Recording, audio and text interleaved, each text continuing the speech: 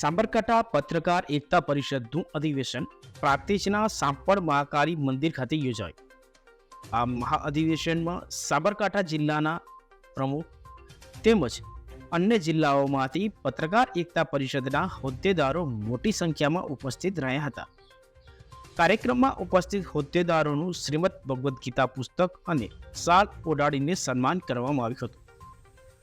આ કાર્યક્રમમાં પ્રાંતિજના ધારાસભ્ય અને પૂર્વ મંત્રી ગજેન્દ્રસિંહ પરમાર, ગુજરાત પ્રદેશ ઉપાધ્યક્ષ ભાજપા કૌશલ્ય કુંવરબા, અગ્રણી રાજકીય અને સામાજિક આગેવાનો, પત્રકાર એકતા પરિષદના ગુજરાત અધ્યક્ષ, અગ્રણી હોદ્દેદારો તેમજ જિલ્લાના અધ્યક્ષો સહિત મોટી સંખ્યામાં પત્રકાર મિત્રો હાજર રહ્યા હતા. વધુમાં પ્રદેશ ઉપાધ્યક્ષ કૌશલ્ય કુંવરબાએ જણાવ્યું હતું કે આજે સાપડ મહાકાળી માતાજીના મંદિરના પટાંગણમાં અને ખૂબ પવિત્ર ભૂમિ કહી શકાય એવા સાપડની અંદર ગુજરાત રાજ્ય પત્રકાર એકતા પરિષદની જ્યારે 29મું અધિવેશન મળી રહ્યું છે ત્યારે સર્વપ્રથમ તો મને અહીંયા આમંત્રણ આપી અને જે બોલાવવામાં આવી છે એના માટે ગૌરવની લાગણી અનુભવું છું. આજે સમગ્ર ગુજરાત રાજ્યની અંદરથી પત્રકારો અહીંયા ઉપસ્થિત થયા છે. પત્રકાર પરિષદ એકતા પરિષદ જે કાર્ય કરી રહ્યું છે એ ખૂબ સરાહનીય છે. અને જ્યારે પ્રદેશના અધ્યક્ષ લાભુભાઈ જેવા આ પત્રકાર પરિષદને ના જે સદસ્યો છે એમને જ્યારે એક વડીલ મળ્યા હોય ત્યારે એમના માર્ગદર્શન હેઠળ પત્રકાર એકતા પરિષદ એ ખૂબ ઊંચાઈ સર કરે અને હજુ પણ જે વિશ્વના ફલક ઉપર કામ કરી રહ્યું છે એમાં પણ એક જોડાતા જાય પત્રકારો. અને પત્રકારનું કાર્ય જે છે દર્પણ જેવું છે, સમાજની જે સાચી બાબતો છે એને બહાર લાવવાનું કાર્ય કરી રહ્યું છે. એના માટે ખાસ કરીને સૌ પત્રકાર બંધુઓને અભિનંદન આપું છું. અને મારા ગુજરાતના સમસ્ત ગુજરાત રાજ્યમાંથી જ્યારે પત્રકાર બંધુઓ અહીંયા પધાર્યા છે હું આ જિલ્લાની વતની હોવાના નાતે સૌને આવકારું છું, એમનું સ્વાગત કરું છું. ભારત માતા કી. વધુમાં ધારાસભ્ય ગજેન્દ્રસિંહ પરમારે જણાવ્યું હતું કે આજે પ્રાંતિજ તાલુકાના સાપડ માતાજીના મંદિર ખાતે સાબરકાંઠા એકતા પરિષદ પત્રકાર પરિષદનું આયોજન કરવામાં આવ્યું છે, જેમાં અમારા સિનિયર આગેવાન પ્રદેશ મહિલા અમારા ઉપાધ્યક્ષ માનનીય કૌશલ્ય કુંવરબા સાથે અમારા પાર્ટીના સર્વે આગેવાનો અહીંયા ઉપસ્થિત રહ્યા અને પત્રકારોની ચિંતા કરી અને પત્રકારોને કોઈ પણ નાનો મોટો પ્રશ્ન હોય તો અમે સરકાર સુધી પહોંચાડવાની ખાતરી આપી.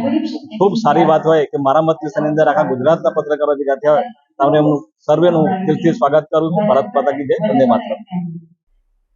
પ્રદેશ પ્રમુખ એ જણાવ્યું હતું કે જિલ્લામાં પત્રકાર એકતા પરિષદના 29મા અધિવેશનમાં પ્રાંતિજ તાલુકાના મહાકાળી મંદિરના સાનિધ્યમાં અમને અધિવેશન કરવાની તક મળી. સુંદર મજાની વ્યવસ્થા હતી રહેવા સહિતની.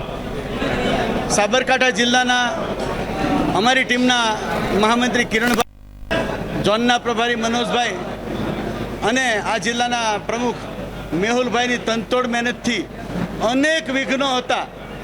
આ સંગઠનને તોડવાનો પ્રયાસ અધિવેશનના સમયે થયો. આ સંગઠનના નામે ભળતા નામે બીજા ઉઘરાણાઈ ચાલુ થયા. આ બધી સમસ્યા સામે લડતા લડતા આજનું સંમેલન સફળ કર્યું છે અને આખો હોલ ભરી દીધો છે. એટલે મારા માટે તો સૌથી મોટું મહત્વનું એ છે કે આ મારા સૈનિકોની સફળતા છે. જ્યારે યુદ્ધમાં સફળતા મળે ને ત્યારે એનું ગૌરવ એનો કેપ્ટન લેતો હોય છે ને એ ગૌરવ આજ મને છે. એટલે આ અધિવેશન સાચો એકતાનો સંદેશ આપે છે. લોકો ગમે એટલા નોખા પાડવાના પ્રયત્ન કરે પણ પત્રકારો આખા ગુજરાતમાં સંગઠિત થઈ શક્યા છે. પત્રકારને ભેગા કરવાને દેડક્યા તોડવા આ વાત કરનારાને આ કહેવત ખોટી છે એનો સંદેશો આજે જાહેર કરું છું. પત્રકારના કુલ આપણે 14 પ્રશ્નો રજૂ કર્યા છે. એમાંથી 14માંથી 9 પ્રશ્નો ઉકેલવા માટે સરકારે તૈયારી બતાવી છે. પણ અમારી કન્ડિશન છે અધિવેશનમાં સરકારનું અમે સન્માન કરીએ અને મંચ ઉપરથી એમણે ઉકેલા પ્રશ્નોની જાહેરાત કરે અને એનો લેખિત કાગળ અમને આપે. અને આ વાતમાં અમારી સંમતિ થઈ ગયેલી છે.